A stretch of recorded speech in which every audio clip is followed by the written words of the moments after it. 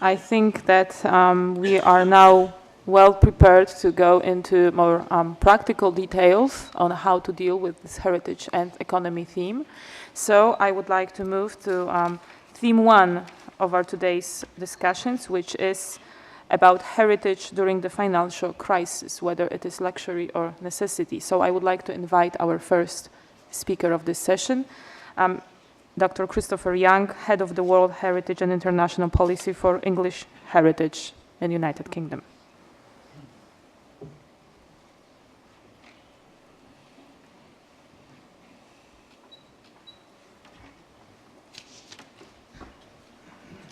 You might need it later.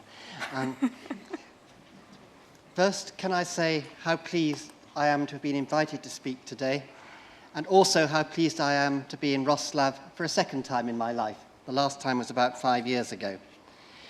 I am not an economist. I come to this as a cultural heritage specialist who started life as a historian and then turned into an archaeologist. So you could say I have a thoroughly confused identity. We've heard much already of what can be done to use the heritage sustainably and the importance of that, but I think my starting point is that first we need to have cultural heritage to use. New heritage is being recognized all the time, as we saw in the first presentation with modern architecture of the 60s and the 70s and later.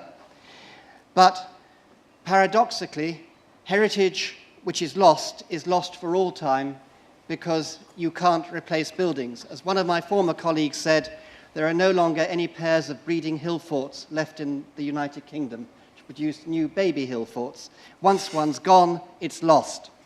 So that if you lose a piece of heritage, a building or whatever, you can't necessarily replace it. Second point, I think, is that hard facts are very hard to come by as to what is happening to heritage generally. And what I want to do in this presentation is to draw largely on English experience and the figures that we have collected to look at what is happening in one part of the United Kingdom. And I emphasize, particularly with Noel as the rapporteur, that I am referring only to England because the three countries in the world where English heritage is not allowed to work are Scotland, Wales, and Northern Ireland. Anywhere else, we are welcome to go if we're invited, but not across the border within the United Kingdom. So I'm talking about English experience in particular. The first point to make, I think, is that heritage consistently remains very popular. The surveys we do show very high approval rates for it, 90% plus, and rather more to the point, 70% of the adult population visited at least one heritage site in 2010-11, which is rather more than have been to Premier League football matches over the same period. And you can see too that out of a population of 52 million in England, the National Trust has a membership of 3.7 million, and even English Heritage has 750,000 members, again showing a fairly high degree of willingness to be involved. Now, why should this be? Heritage has all sorts of values, and we've heard some of them already this morning. The sense of identity and diversity. Heritage tells you, or can tell you, who you belong to and how you differ from other people. A sense of belonging, I think, nationally or locally, or based on a particular community. And again, we've heard a bit about that from the Faro Convention this morning. The community doesn't have to be a physical community in one place. If, for example, you're an industrial archaeology specialist, you can belong to a community of people who love steam engines all over the world. Or one academic I knew who spent his time collecting the numbers of bus engines. That was a very small community. Heritage is also about continuity and certainty in a changing world.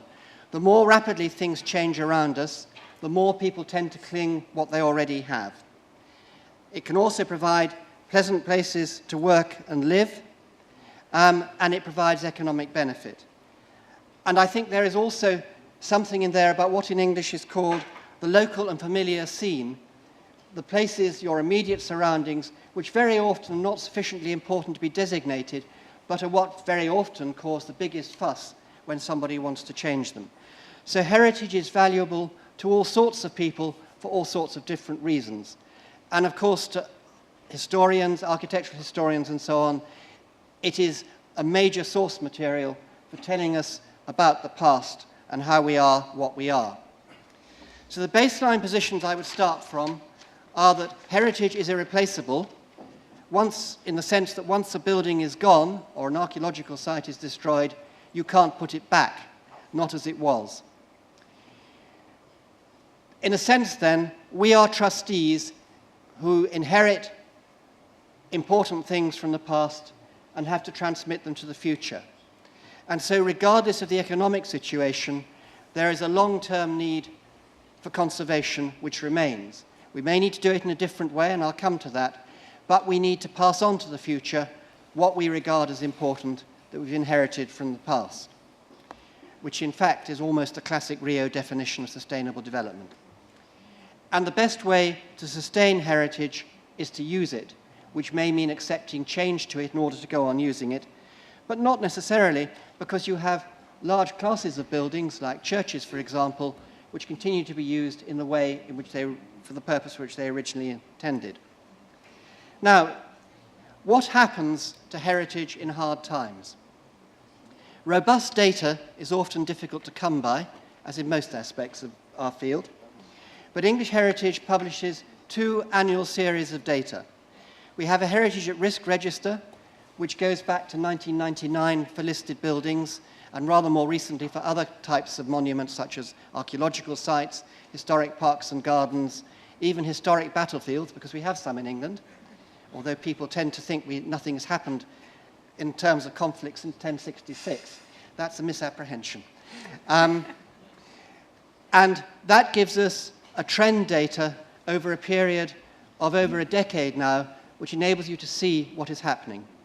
And since 2002, we've published a document called Heritage Counts now, which is an annual review of the state of the historic environment. And I'm able to tell you what it says in this year's version, because it's published today and is probably being launched at this moment in the United Kingdom. And each year, in addition to the statistics it contains, it has a particular theme.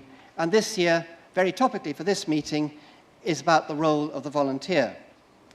And what it shows, again out of that population of 52 million, is that at least 500,000 people volunteer in the historic environment in a whole range of ways, and that the event which attracts the most volunteers are the Heritage Open Days, aka European Heritage Days, with over 4,000 events and an estimated 1.2 million visits. At least that's what Heritage Count tells me.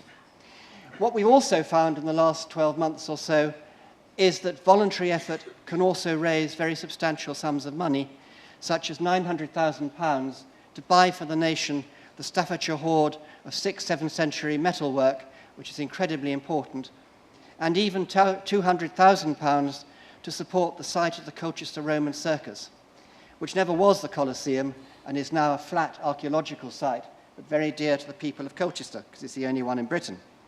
But you can see here how voluntary effort has enabled people to contribute very directly to the conservation of the heritage.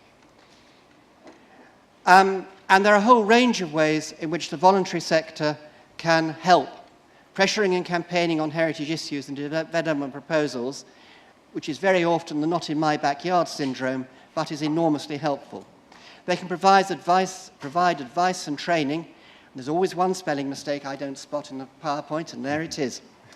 Fundraising, and increasingly at a time when the public sector is going to be divesting itself of heritage buildings, taking on those historic buildings, but obviously with enormous resource issues, since the reason the public sector is divesting itself of them is because it can't afford to keep them, and therefore there need to be strategies in place to enable volunteers to do that.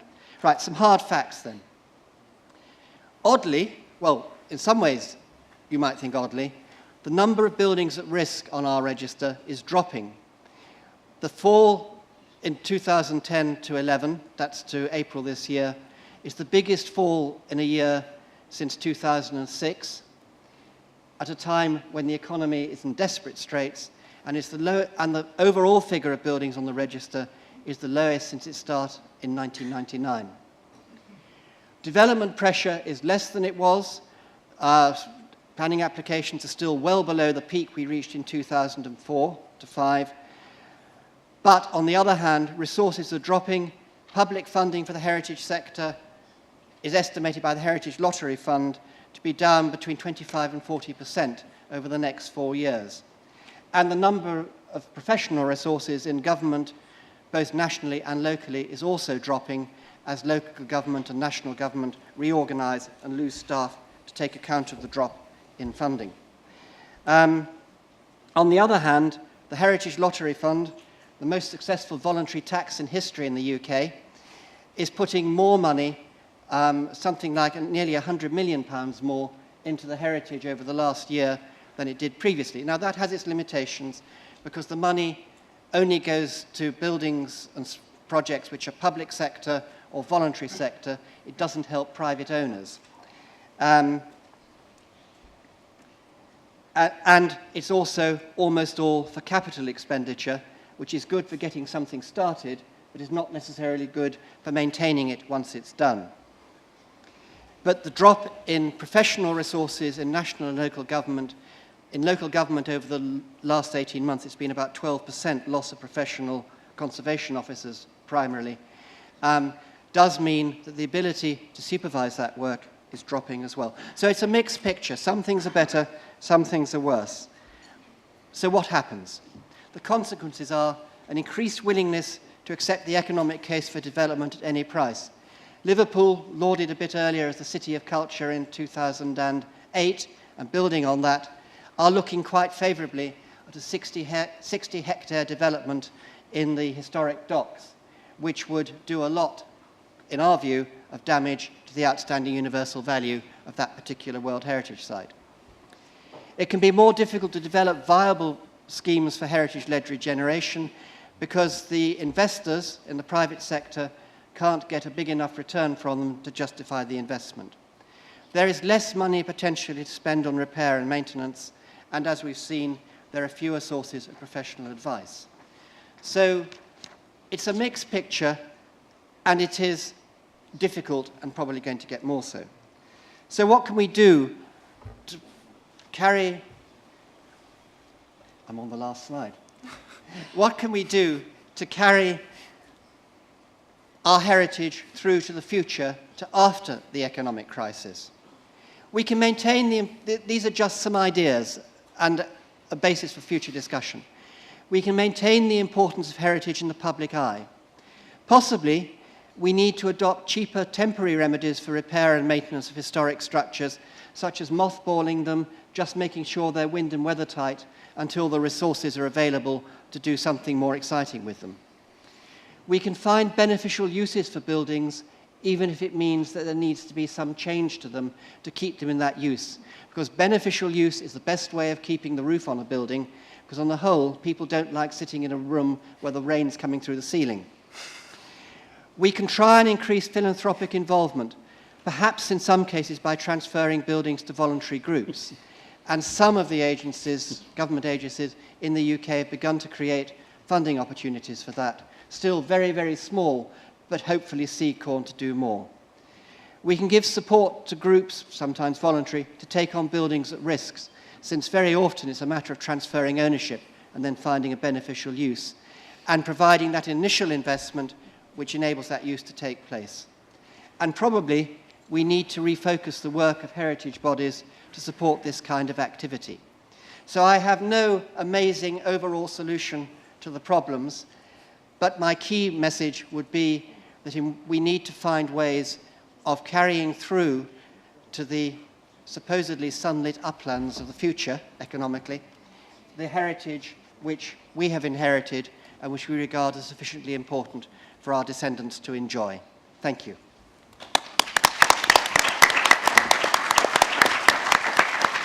Thank you very much for this inspiring view of how real heritage management should look like.